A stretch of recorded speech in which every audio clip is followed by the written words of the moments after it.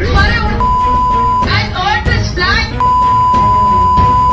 उसका मजाक उड़ाना शुरू कर दूं 6 साल की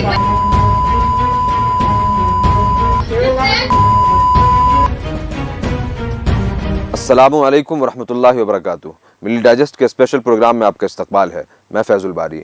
नाजरीन, कल पूरे दिन एक न्यूज़ मीडिया में और सोशल मीडिया में बहुत वायरल हुई। असल में ये न्यूज़ ही ऐसी थी कि जिसको वायरल होना था। ये न्यूज़ है बीजेपी के national spoke person Nupur Sharma की। ये मलूना, रजील और जलील खातून टाइम्स नाउ के एक डिबेट में जिसको नाविका कुमार होस्ट कर रही थी, उसमें ये नूपुर शर्मा प्यारे नबी के शान में गुस्ताखी करती है और बहुत ही भद्दे और सीना छलनी कर देने वाले और एक मोमिन को रुला देने वाले ऐसे वर्ड प्यारे नबी के लिए अपने गंदे जबान से निकालती है। ये बेगैरत बदतमीज औरत लॉयर है और कॉलेज के दिनों में एबीवीपी की एक्टिव मेंबर थी। इसका ताल्लुक दिल्ली से है और लास्ट असेंबली इलेक्शन में इसने अरविंद केजरीवाल के खिलाफ इलेक्शन कंटेस्ट किया था। वैसे तो इसका इस्लाम से दुश्मनी बहुत पुराना है, इसीलिए एबीवीपी और बीजेपी में इसे बड़ा ओहदा मिला। मगर इस मलूना का एक दूसरा तारीख पहलू भी है और वो ये है कि कंट्रोवर्सी से इसका बहुत पुराना रिश्ता है। इसीलिए इसने 2017 में वडोदरा गुजरात के एक शख्स को स्टॉक करने और प्राइवेसी ब्रेक करने के एक्यूजेशन में गिरफ्तार भी करवा दिया था। जिस तरीके से अपने जाहिल होने का सबूत देते हुए इस मलूना औरत ने प्यारे नबी की शान में गुस्ताखी की, इसी तरह से इसने जहालत और झूठे होने का सबूत पास्ट में कई मर्तबा दिया है। यहां तक कि इसने 2002 के राइट की तस्वीरें बासिरहाट कम्युनल राइट का बता करके ट्विटर पर पोस्ट करती है और दंगा भड़काने की कोशिश करती है। इस जाहिलपन और झूठ की वजह से इस मलूना और रजील के ऊपर एफआईआर भी होता है। इस बार भी इसने फिर से अपने झूठे और मक्कार होने का सबूत देते हुए यह कहा कि पूरी डिबेट में से थोड़ा सा हिस्सा, सिलेक्टिव हिस्सा और सिलेक्टिव पार्ट को एडिट करके ऑल्ट न्यूज के मोहम्मद जुबैर ने ट्वीट किया है और इस झूठ को सच साबित करने के लिए एक terrorist TV channel times now उस पूरे डिबेट को चैनल से डाउन कर लेता है। जब ये न्यूज़ वायरल होती है और ट्विटर पर लोग गुस्सा होते हैं, नाराज होते हैं और अपना जो है तासुरात देने लगते हैं, अपना रिएक्शन देने लगते हैं, तो ये मलूना कुछ सिलेक्टिव ट्वीट उठा करके ट्वीट करती है और मोहम्मद जुबैर पर यह इल्ज़ाम लगाती है कि अगर मुझे कुछ हुआ तो इसके जिम्मेदार मोहम्मद जुबैर होंगे, क्योंकि उन ट्वीट्स में इसे जान से मारने की धमकी दी जाती है।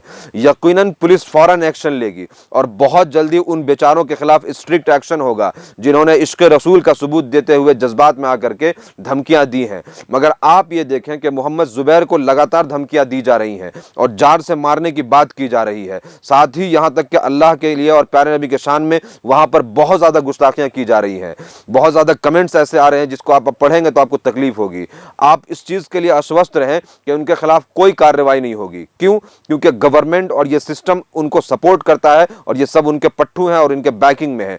इसीलिए प्यारे नबी के शान में गुस्ताखियां होती हैं और कुछ नहीं होता है। यहां पर बहुत सारी बातें हैं जो आपके सामने लाना चाहता हूं, मगर हालात ऐसे हैं, मामलात ऐसे हैं कि मैं उन बातों को लाने से कासिर हूं। मगर आप ये सोच करके देखें कि आखिर ऐसी क्या बात है कि मुसलमान रसूलुल्लाह सल्लल्लाहु अलैहि वसल्लम पर बात आते ही बेकाबू और जज्बाती क्यों हो जाते हैं। इसकी वजह सिर्फ और सिर्फ यह है कि मुसलमान अपने माँ बाप से ज्यादा अपने रसूलुल्लाह से मोहब्बत करते हैं और अगर कोई रसूल से ज्यादा खुद से या अपने माँ बाप से मोहब्बत करेगा तो यकीन कीजिए कि उसका ईमान मुमकिन नहीं है, क्योंकि सही हदीस इसको साबित करती है। इसीलिए रसूलुल्लाह के शान में गुस्ताखी की सजा मौत है और ये शुरू जमाने से आज तक चली आई है। इंडिया में प्यारे नबी के शान में गुस्ताखी का मामला आए दिन बढ़ता जा रहा है और हमें बहुत ज़्यादा ऐसी चीज़ें देखने को मिलती रही हैं और इसकी बड़ी वजह यह है कि गवर्नमेंट और एडमिनिस्ट्रेशन खामोश है और इसकी खामोशी इनको सपोर्ट करती है। इसीलिए हमारे समाज में ये चीज़ें नॉर्मलाइज होती जा रही हैं और अगर ये गुस्ताखियाँ इसी तरह होती रही और इसको न रोकी गई तो यकीन कीजिए कि उसकी इज्जत का तहफ़्फ़ुज़ न होने की वजह से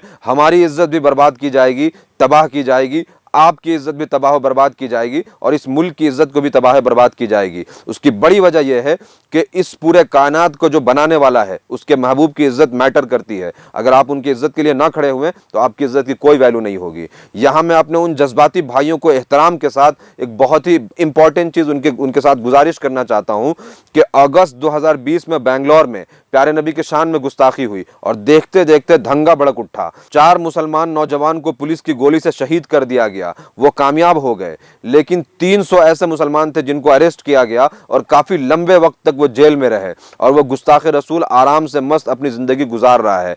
तो हमें ये समझना बहुत जरूरी है कि हम जो ये जज्बात है, ये जो एंगर और गुस्सा है, इसका प्रोडक्टिव यूज करें, अपने आप को ऐसे वेस्ट नहीं करें।